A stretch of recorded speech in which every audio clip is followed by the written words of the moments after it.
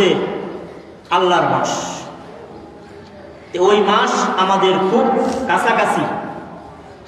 এই জন্য আল্লাহ রাসূল সাল্লাল্লাহু আলাইহি ওয়াসাল্লাম শাবান মাসে এমন বেশি রোজা রাখতেন যে রমজান মাসে রোজা রাখতে যেন কষ্ট না হয়। একটা জিনিস হঠাৎ করে যদি কেউ কোনো কিছু কারণের উপরে চাপায়া দেয় তখন তার এটা কষ্ট। যেমন ব্যাংকের হিসাব, আমরা আগে থেকেই ব্যাংকাররা জানে যে জুন জুলাই আমাদের বৎসরের হিসাব দিতে হবে। এই জন্য তারা আগে থেকে এগুলি রাফ করে, এগুলি নিজে নিজে হিসাব করে সব কিছু ক্লিয়ার করে রাখে যে সামনে যে আমাদের আসল হিসাব আছে ওই সময় যেন হিসাব দিতে কষ্ট না হয়। আগে থেকে যদি প্রস্তুত থাকে তাহলে এটা তার জন্য সহজ হয়। এজন্য রমজান মাসে আমাদের রোজা রাখতে হবে। তার জন্য যদি এই মাসেই রজব মাসে, শাবান মাসে আমরা যদি বেশি বেশি রোজা রাখি তাহলে রোজাতে আমরা অভ্যস্ত হয়ে গেলাম। রমজান মাসে হঠাৎ করে যদি রোজা রাখি তাহলে যে কষ্ট হবে, আগে থেকে যদি অভ্যস্ত থাকি তাহলে আমাদের এরকম কোনো কষ্ট হবে না। এজন্য রাসূল করিম সাল্লাল্লাহু আলাইহি ওয়াসাল্লাম শাবান মাসে সবচাইতে বেশি রোজা রাখতেন। আমরা চেষ্টা করব এই মাসে বেশি বেশি রোজা রাখা। তারপরে সামনে আমাদের শবে বরাত আছে। শবে বরাত হচ্ছে এটা এমন জিনিস যে ওয়াজ মাহফিল হইলে বা বিয়া বাড়ি হইলে আমরা একটা গেট বানাই না, রাস্তার পাশে একটা গেট বানা, যাতে মানুষ দেখলে বুঝে যে ওই বাড়িতে বিয়া বানা, ওইখানে ওয়াজ মাহফিল হবে, রাস্তার পাশে একটা গেট বানা। এইরকম শবে বরাতটা হচ্ছে যে আপনি সামনে একটা গেট বানলেন, যে আমাদের ইবাদত বন্দেগী করতে হবে। ইবাদত বন্দেগীর সময় আসতেছে, অনেক ইবাদত বন্দেগী আমাদের করতে হবে। রাত্রে কিয়াম, দিনে সিয়াম।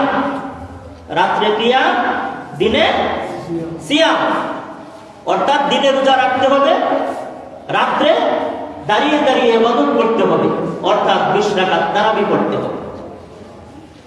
এই জন্য রাতে কিয়াম, দিনে সিয়াম। এই জন্য আমাদের এই শবে বরাতটা হচ্ছে রাস্তার পাশেই গেট। এই গেট দেখলেই আমরা বুঝবো যে রমজান আমাদের খুব কাছে। হ্যাঁ, গেট দেখলে বুঝবে যে বিয়া বাড়ি একবারে কাছে, বিয়া বাড়ির সামনে এসে পড়ছে। গেট দেখলেই বুঝবে যে ওয়াজ মাহফিলটা খুব কাছে। বক্তারে যে সময় দাওয়াত দেয়, বক্তারে বলে যে আপনি মেন রোডটা আসবেন, আসলেই দেখবেন ডালিবাড়ি মোড়ের মধ্যেই একটা বড় গেট বান্ধা। এই গেট দেখলেই বুঝবেন যে এটাই আপনার মাহফিল। এই দিকটা ঢুকবেন, ভিতরে গেলেই মাহফিল। এই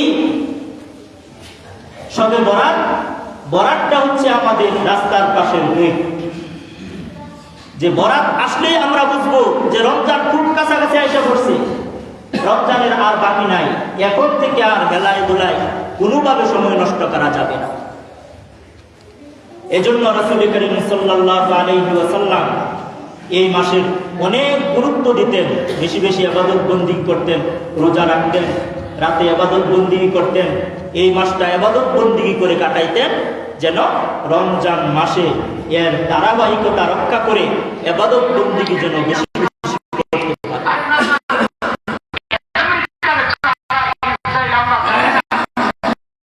ওইটারই তো আলোচনা আছে। পিছনে মেরাজের আলোচনা করা এখন আর সম্ভব হবে না। তারপরে একটু কাজ দিই। সমস্ত নবী রাসূলদেরকে আল্লাহ তাআলা আল্লাহর পক্ষ থেকে 3টা জিনিস সমস্ত নবী রাসূলদেরকে আল্লাহ তাআলা দিয়েছেন। 1 নাম্বার, সমস্ত নবীদেরকে দিয়েছেন ওহী। ওহী হচ্ছে আল্লাহর পক্ষ থেকে যে নবী হবেন তার সাথে কথাবার্তা বলার একটা মাধ্যম। যেমন আল্লাহ তাআলা কোনো মানুষের সাথে একেবারে সরাসরি কথা বলেন, একটা মাধ্যমে কথা বলেন সরাসরি। কোরআন কারীমের মধ্যে ওহী বলা হয়েছে নাযালা বিহির রূহুল আমিন,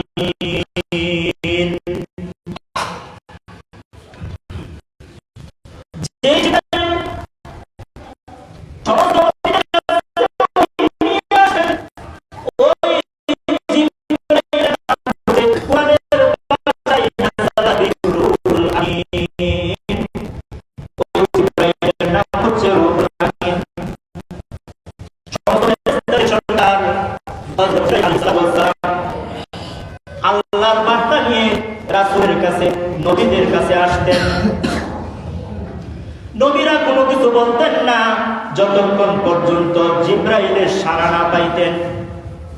জিবরাইল ততক্ষণ পর্যন্ত কিছু বলতেন না যতক্ষণ পর্যন্ত আল্লাহ তাআলা জিবরাইলের কাছে বার্তা না দিতেন। এজন্য কবি বলেন, মুহাম্মদ হারকাজ না গুপ্তা তানা গুপ্তা জিবরাইল, জিবরাইল হারকাজ না গুপ্তা তানা গুপ্তা রব্বুল জলিল। এজন্য রাসূল কারীম সাল্লাল্লাহু আলাইহি ওয়াসাল্লাম জিবরাইল ছাড়া কোনো কিছু বলতেন না। যা কিছু বলতেন জিবরাইলের পক্ষ থেকে বলতেন, আর জিবরাইল কিছু বলতেন না যতক্ষণ পর্যন্ত আল্লাহ তাআলা বার্তা না দিতেন। এজন্য সমস্ত নবীদেরকে আল্লাহ তাআলার পক্ষ থেকে একটা জিনিস দেওয়া হয়েছে, সেটা হচ্ছে ওহী, অর্থাৎ আল্লাহ কথোপকথন করার যে মাধ্যম জিবরাইল, এই জিবরাইলকে বলা হয় ওহী। এটা সমস্ত নবীদেরকে আল্লাহ তাআলা দিয়েছেন। তারপরে দ্বিতীয় নাম্বার, সমস্ত নবীদেরকে আল্লাহ তাআলা মুজিজা দিয়েছেন। মুজিজা, কঠিন জিনিসকে সহজ করে দিতেন, কঠিন জিনিস সহজ করে দিতেন, অর্থাৎ আশ্চর্যজনক কিছু করার ক্ষমতা নবীদেরকে আল্লাহ তাআলা দিয়েছেন, সমস্ত নবীদেরকে দিয়েছেন। হযরত দাউদ আলাইহিস সালাতু ওয়াস সালামকে আল্লাহ তাআলার পক্ষ থেকে মুজিজা দিয়ে দেওয়া হয়েছিল। হযরত দাউদ আলাইহিস সালাতু ওয়াস সালাম লোহাকে যদি হাতে নিতেন, হাতে নেওয়ার সাথে সাথে লোহা নরম মোমের মতো গলে যাইত। সুবহানাল্লাহ। লোহা হাতে নিলে মোমের মতো গলে ওই লোহা দিয়ে তিনি যে কোনো কাজ করতে পারতেন। এই মুজিজা ছিল হযরত দাউদ আলাইহিস সালাতু ওয়াস সালাম। এজন্য কবি বলেন, জুআনাত কাদের বায়ুমে কারদ দরগ ফিদা হোদে আহিম মুমে কারদ। যে হযরত দাউদ আলাইহিস সালাতু ওয়াস সালামকে আল্লাহ তাআলা এমন মুজিজা দিয়েছিলেন যে মুজিজার মাধ্যমে তিনি লোহাকে হাতে নিলে সাথে সাথে লোহা মোমের মতো নরম হয়ে যেত। এইভাবে হযরত সুলাইমান আলাইহিস সালাতু ওয়াস সালামকে আল্লাহ তাআলার পক্ষ থেকে মুজিজা দেওয়া হয়েছিল। হযরত সুলাইমান আলাইহিস সালাতু ওয়াস সালাম, তিনাকে আল্লাহ তাআলা এমন একটা সিংহাসন দিয়েছিলেন যে সিংহাসনের মধ্যে উঠলে ওই সিংহাসনকে তিনি বলতেন, ওইটা কোনো ইঞ্জিন লাগতো না, সাথে সাথে ওই সিংহাসন ওনার গন্তব্যস্থলে নিয়ে যাইত। সুবহানাল্লাহ। এই মুজিজা ছিল হযরত দাউদ আলাইহিস সালাতু ওয়াস সালাম। হযরত মুসা আলাইহিস সালাতু ওয়াস সালামের মুজিজা ছিল ওনাকে আল্লাহ তাআলা একটা লাঠি দিয়েছিলেন। হযরত মুসা আলাইহিস সালাতু ওয়াস সালামকে একটা লাঠি দিয়েছিলেন। ওই লাঠির এমন অনুভূতিটা ছিল যে ওই লাঠি দ্বারা তিনি যেই কাজ করতে ইচ্ছা করতেন ওইটাই করতে পারতেন। এজন্য রব্বুল আলামিন বলেন, ওয়া মা তিলকা বিয়ামিনিকা ইয়া মূসা ক্বালা হিয়া আসায়া আতাওয়াক্কাউ আলাইহা ওয়া আহুশু বিহা আলা গনামি ওয়া লিয়া ফি ফিহা মাআরিবু উখরা। আল্লাহু আকবার। হযরত মুসা আলাইহিস সালাতু ওয়াস সালামের যে লাঠি দেওয়া হয়েছিল, মুসা আলাইহিস সালাতু ওয়াস সালামকে আল্লাহ তাআলা এমন সময় দুনিয়াতে পাঠাইছেন, ওই সময় জাদুকিরের একটা খেলা ছিল, জাদুর প্রভাব ছিল, জাদুর একটা পরিবেশ ছিল। সমস্ত মানুষ জাদুবিদ্যা শিখতো আর জাদু করত। আল্লাহ তাআলা হযরত মুসা আলাইহিস সালাতু ওয়াস সালামকে যে লাঠি দিয়েছিলেন, ওই লাঠির এমন অলৌকিকতা ছিল, ওই লাঠিটি যখন জাদুগিরের সমস্ত সাপের ভিতরে ছেড়ে দেওয়া হয়েছিল, তখন সমস্ত সাপগুলিকে মুসা আলাইহিস সালাতু ওয়াস সালামের এই লাঠি সাপটা সমস্ত সাপগুলিকে ঘিরে খেয়ে ফেলল। এই লাঠির এমন অলৌকিকতা ছিল, এই লাঠির মধ্যে এমন মুজিজা ছিল, যে সময় ফেরাউন হযরত মুসা আলাইহিস সালাতু ওয়াস সালামকে দাওয়া করে সাগরের পাড়ে নিয়ে গিয়েছিল যে মুসাকে এখন মেরে ফেলবে, তখন আল্লাহর পক্ষ থেকে বলা হয়েছিল, হে মুসা, তোমার হাতে যে লাঠি আছে, এই লাঠির এমন মুজিজা এই লাঠির ভিতরে আমি রেখে দিয়েছি, তুমি এই লাঠি দিয়ে সমুদ্রের পানির মধ্যে বাড়ি দাও। যখন বাড়ি দিল, সাথে সাথে হযরত মুসা আলাইহিস সালাতু ওয়াস সালামের জন্য 12টা কওমের জন্য 12টা রাস্তা হয়ে গেল। সুবহানাল্লাহ। এই লাঠির এমন মুজিজা হযরত মুসা আলাইহিস সালাতু ওয়াস সালামের ছিল। এইভাবে হযরত ঈসা আলাইহিস সালাতু ওয়াস সালামের মুজিজা ছিল। হযরত ঈসা আলাইহিস সালাতু ওয়াস সালাম যদি কোন রোগীকে, অন্ধ মানুষকে যদি চোখের মধ্যে হাত বুলিয়ে দিতেন, সাথে সাথে অন্ধত্ব ভালো হয়ে যাইত। এইভাবে আমাদের নবী জনাবে মুহাম্মদুর রাসূলুল্লাহ সাল্লাল্লাহু আলাইহি ওয়াসাল্লামকে সবচাইতে বড় মুজিজা দিয়েছেন কুরআনুল কারীম। কুরআনুল কারীম এটা হচ্ছে জ্বলন্ত মুজিজা, জ্বলন্ত প্রমাণ। কুরআনুল কারীম নাযিল করে আল্লাহ তাআলা দুনিয়ার মানুষকে চ্যালেঞ্জ ছুড়ে দিয়েছেন, যদি এটা আমার পক্ষ থেকে না হয়, তোমাদের যদি বিশ্বাস না হয়, তাহলে এরকম একটা সূরা বানাও, ফাতু বিসূরাতিন মিন মিসলিহি ওয়া দাউ শুহাদাআকুম মিন দুনিল্লাহ ইন কুনতুম সাদিকিন। বলে এরকম একটা সূরা বানায়া দেখাও, যদি বিশ্বাস না করো। সূরা না, একটা আয়াত বানায়া দেখাও, কুরআনুল কারীমের একটা লাইন তৈরি করে দেখাও। কিন্তু কিয়ামত পর্যন্ত এই চ্যালেঞ্জ আল্লাহর পক্ষ থেকে থাকবে, কোন মানুষ কুরআনুল কারীমের মতো এরকম একটা আয়াত, একটা সূরা, এরকম কোন সেন্টেন্স কোন মানুষ তৈরি করতে পারবে না। জনাবে মুহাম্মদুর রাসূলুল্লাহ সাল্লাল্লাহু আলাইহি ওয়াসাল্লামের আরেকটা মুজিজা ছিল, এই রজব মাসের 26 তারিখে আল্লাহ তাআলা আল্লাহর কাছে নিয়ে হযরত মুহাম্মদ মুস্তাফা সাল্লাল্লাহু আলাইহি ওয়াসাল্লামকে 7 আকাশ 7 জমিন বেদ করে লৌহ কলম সবকিছু পাড়ি দিয়ে একেবারে আল্লাহর সিংহাসনে আল্লাহর কাছাকাছি নিয়ে হযরত রাসূল কারীম সাল্লাল্লাহু আলাইহি ওয়াসাল্লামের সাথে তিনি কথাবার্তা বলেছেন, তিনি সাক্ষাৎ করে আল্লাহ তাআলার দিদার রাসূলকে দিয়েছেন। সুবহানাল্লাহ। এটা ছিল রাসূলের আরেকটা বড় মুজিজা। এরকম হাজার হাজার মুজিজা আল্লাহর রাসূলকে আল্লাহ তাআলা দিয়েছেন। অন্যান্য নবীদেরকে একটা দুইটা এরকম মুজিজা দিয়েছেন, আর আমাদের নবীকে হাজারো হাজারো মুজিজা দিয়েছেন। আর আমাদের নবীকে যেই সকল মুজিজা আল্লাহর পক্ষ থেকে দেওয়া হয়েছে, এই মুজিজাগুলি কিয়ামত পর্যন্ত দুনিয়ার মধ্যে আল্লাহ তাআলা রেখে দিয়েছেন। কিয়ামত পর্যন্ত এই মুজিজাগুলি দুনিয়ার মধ্যে থাকবে। আর অন্যান্য নবীদেরকে যে মুজিজা আল্লাহর পক্ষ থেকে দেওয়া হয়েছিল, ওই মুজিজাগুলি নবীর ইন্তেকালের সাথে সাথে ওই মুজিজাগুলিও আল্লাহ তাআলা উঠিয়ে নিয়েছেন।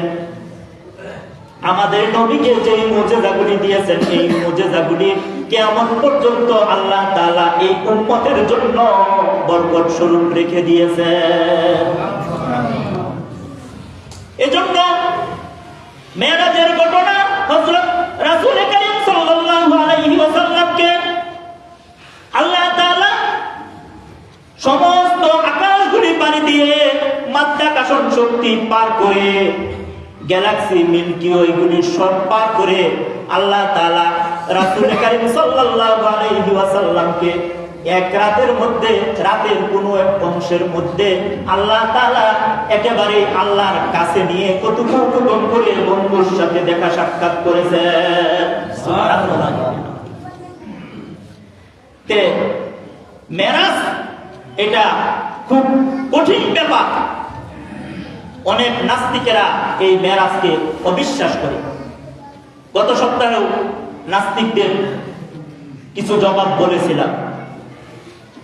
এটা সবচেয়ে বড় জবাব হচ্ছে আল্লাহ তাআলা আল্লাহর বন্ধুকে তার কাছে দিবেন, মাধ্যাকর্ষণ শক্তি কি করবে, গ্যালাক্সি কি করবে, মিল্কিও কি করবে, কেউ বাধা দেওয়ার কোনো ক্ষমতা কারো নাই। সমস্ত শক্তির যিনি শক্তিমান তিনি নিতেছেন, এখানে আবার বাধা দেওয়ার, এটাই সবচেয়ে বড় জবাব। এই জন্য রাসূল করিম সাল্লাল্লাহু আলাইহি ওয়াসাল্লামের সশরীরে জাগ্রত অবস্থায় মেরাজ হয়েছে। এই মেরাজকে বিশ্বাস করে নাই মক্কার কাফেররা, আবু জাহেল, উতবা, সাইবা, এরকম মানুষ যারা, তারা বিশ্বাস করে নাই। রাসূল করিম সাল্লাল্লাহু আলাইহি ওয়াসাল্লাম ফজরের নামাজ পড়ে প্রতিদিন যেরকম সাহাবায়ে কেরামদেরকে নিয়ে বসে সাহাবায়ে কেরামদেরকে দিনের কথাবার্তা বলেন, এইভাবে মেরাজ থেকে এসে আল্লাহর রাসূল সাল্লাল্লাহু আলাইহি ওয়াসাল্লাম সাহাবায়ে কেরামদেরকে কথাগুলি বলতেছেন, মেরাজের কাহিনী শোনাইতেছেন যে গতকালকে তো আমি আল্লাহর সাথে দিদার করে আসছি, বাইতুল মুকাদ্দাসে যায় 2 রাকাত নামাজ পড়ছি, তারপরে লৌহ কলম সবকিছু পাড়ি দিয়ে আল্লাহর সাথে আমি দিদার করে দেখা করে আসছি। এই আলোচনা যখন করতেছেন, আবু জাহেল মনে করছে যাই হোক, মুহাম্মদকে এতদিন তো পাগল বলতাম, তার কোনো ডকুমেন্ট আমার কাছে ছিল না। আজকে মুহাম্মদ যেই কথা বলতেছে, আজকে পাগল বললে সকলেই বিশ্বাস করবে, এটা তো পাগলেরই কথা। এক রাতে সে আল্লাহর সাথে দিদার করে আসছে, এত লম্বা সময় কিভাবে সে পারি দিল? সে মনে করছে এটা একটা বিরাট ক্ষতি হয়ে গেছে, মুহাম্মদকে এবার পচানোর আমার একটা বিরাট সুযোগ আমি পেয়ে গেছি। আবু জাহেল বলতেছে, হে মুহাম্মদ, তুমি যেই কথাগুলি বলছো আমি কি সমাজে এই কথাগুলি ছড়িয়ে দিব নাকি? আল্লাহর রাসূল বলতেছেন এটা সত্য, মেরাজ সত্য, আমার সত্য আল্লাহর সাথে দিদার হয়েছে, এটা আপনি বলেন, অসুবিধার কোনো কারণ নাই। আবু জাহেল মনে করতেছে তাহলে এই মাধ্যমটা, এই কাজটা আমি তার সবচাইতে কাছের বন্ধু হচ্ছে আবু বকর, আবু বকরকে যায়া বলি। ওই দিন ওই মেরাজের কাহিনী বলার সময় আবু বকর রাদিয়াল্লাহু তাআলা ওইখানে উপস্থিত ছিলেন না। আবু জাহেল যায়া বলতেছে, তোমার বন্ধু মুহাম্মদ তো এরকম কথা বলতেছে, এখন কি বলো, আমরা যে পাগল বলি এটা কি সত্য না মিথ্যা? আবু বকর কয়, হে আবু জাহেল, তুমি যেই কথা বলতেছো এটা কি আমার রাসূল বলেছেন কিনা? আবু জাহেল বলতেছে, আমি নিজের কানে শুনে আসছি মুহাম্মদ এই ধরনের কথাবার্তা বলতেছে। আবু বকর রাদিয়াল্লাহু তাআলা আনহু বলতেছেন, আমার রাসূল যদি বলে থাকেন তাহলে রাসূলের কথা চিরসত্য, রাসূলের কথা শাশ্বত সত্য, চিরন্তন সত্য। আমি বিশ্বাস করে নিলাম আল্লাহর রাসূলের মেরাজ হয়েছে, আল্লাহর সাথে দিদার হয়েছে। আবু জাহেল যখন এই কথা বলে আবু বকরের কাছে কোনো সাড়া পেল না, সুযোগ না পেয়ে আবু বকরের সাথে রাসূলের কাছে আসছে। আবু বকর আয়েশাই রাসূলকে প্রশ্ন করতেছে, ইয়া রাসূলুল্লাহ, গত রাতে বন্ধুর সাথে যদি দেখা না হয় তাহলে বন্ধু পাগল থাকে। প্রতি রাত্রে আপনার সাথে আমার কথাবার্তা হয়, আপনার সাথে আমার দেখা সাক্ষাৎ হয়, কিন্তু গত রাত্রে আপনি কোথায় ছিলেন? আপনাকে আমি সমস্ত এরিয়া, মসজিদ, আপনার ঘর বাড়ি সবকিছুই তালাশ করেছি, কোথাও আপনাকে পাই নাই। আপনি কোথায় গিয়েছিলেন? আবু বকর আয়েশাই প্রশ্ন করতেছে, ইয়া রাসূলুল্লাহ, আপনাকে তো গত রাত্রে আমি সাক্ষাৎ না পেয়ে আমি একবারে বেকুল হয়ে গেছি। আপনাকে মসজিদে খুঁজছি, আপনার বাসা বাড়িতে খুঁজছি, সমস্ত ঘরে খুঁজছি, সমস্ত অলিগলিতে খুঁজছি, আপনাকে তো আমি কোথাও পাই নাই। আপনি কোথায় গিয়েছিলেন? আল্লাহ রাসূল সাল্লাল্লাহু আলাইহি ওয়াসাল্লাম বলতেছেন, আমি তো গত রাত্রে আল্লাহর সাথে দিদার করার জন্য যেই কথা তোমাকে আবু তাহের বলেছে, ওই ঘটনা আমার সাথে ঘটেছে। আমি তো আল্লাহর সাথে দিদার করে আসছি।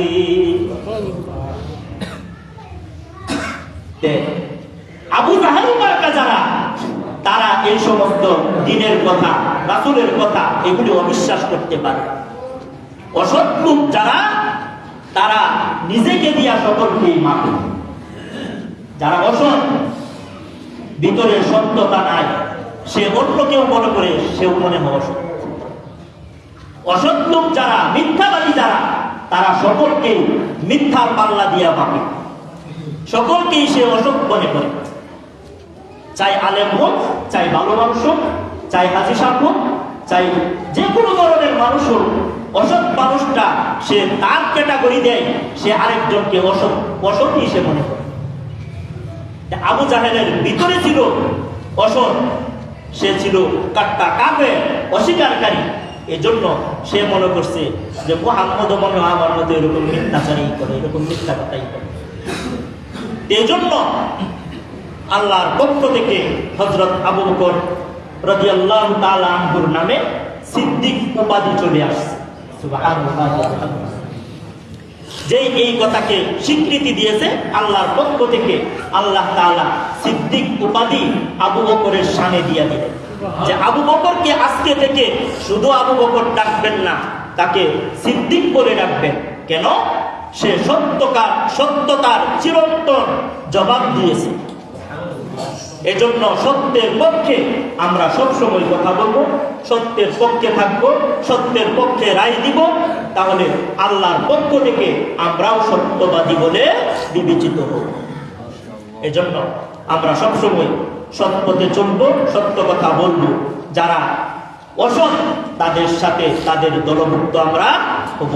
আল্লাহ তাআলা আমাদের সকলকে এই সকল কোরআন হাদিসের ভালো কথাগুলি বোঝা এবং আমল করার তৌফিক দান করুন। সবাই মিলে আমিন। যারা সুন্নাত করি নাই, 4 রাকাত সুন্নাত করি।